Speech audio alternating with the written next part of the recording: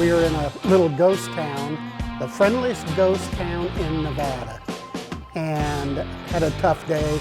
Anyway, we get there and it is a ghost town.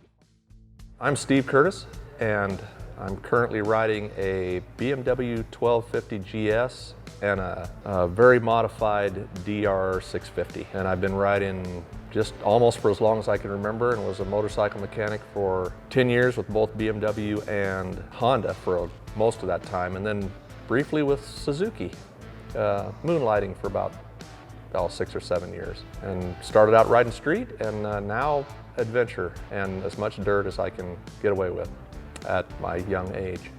Even when I was riding street, I couldn't stay out of the dirt just because of curiosity. You know, you're riding along, you're having a great time, and you see that one road. Well, that must go up to somewhere, or there's a sign saying, I think the last one that got me was Fort Defiance, and I had to go down and see, well, what is that? And it's hard to do that on a fully street-oriented bike, where the adventure bike lets you get away with quite a lot depending on how you've got it set up.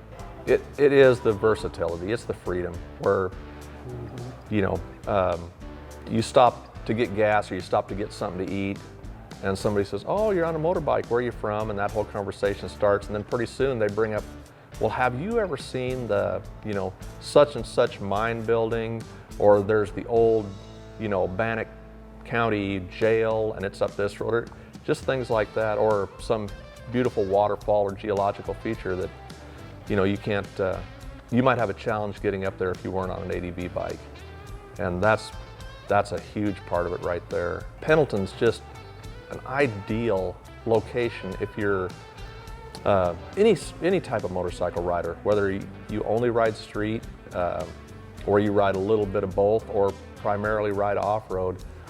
It is located, especially if you're an adventure bike rider, you know, you're located right in between 3 of the BDRs, and, you know, Oregon is probably one of the best kept secrets for being able to find any type of riding you want to do, and really remote, especially Eastern Oregon or Southeast Oregon. You can see people. If you want to see people, there's just enough places to get gas. It takes a little bit of the worry about it. You know, I know Norm and I have ridden a couple of places where gas is an issue. Yeah, more than once. More than once. Mm-hmm. Sitting on the side of a road. Yeah, well, there's that. I went up that same road this week. Mm-hmm. Yeah, Kim called and said, hey, didn't you go by where Norm ran out of gas? And I said, which time? Yeah, that's right. We are in a little ghost town, the friendliest ghost town in Nevada, and had a tough day. Anyway, we get there and it is a ghost town. Hardly anybody lived there. And it's like, we need to find some gas or we're not gonna make it back. And luckily, a gentleman that lived there had his own little private gas station, and we got some gas to go on our way. And Gold Point, Nevada. so, Yep. Yeah, Gold Point. Gold Point, Nevada. Yeah. The friendliest ghost town in Nevada is what they say. Yeah. Yeah, and the guy who now, well, if he's still alive, I don't know that he is, we haven't been there in quite a while. He had bought almost the whole town, him and his partner, because everything was for sale. And his partner had won Nevada State Lottery. Remember, he had to, and they had the giant check they gave him mounted to the ceiling in the bar, which was kind of funny. And they both lived in trailer houses in Gold Point, Nevada. Yeah. But they had a bunch of kids from the University of Texas were out doing some sort of geological study. So part of the deal was that he kept a giant tank full of fuel for them to use on their four-wheelers.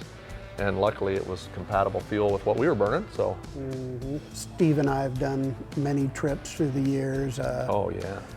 Abandoned railroad lines in Canada. That was one of the first ones. Kettle Valley Railway. That was a blast. Beautiful scenery, and yeah, Moab, Utah, that was another fun one. Yeah, Moab's always a hoot. Yeah, we've done a lot of good rides through the years, put a lot of miles on. No matter where you go, it seems like motorcycle riders all kind of click together, and especially adventure bike riders. like to see what the other person is riding and what gear they have. And yeah, just you meet the best people on the road.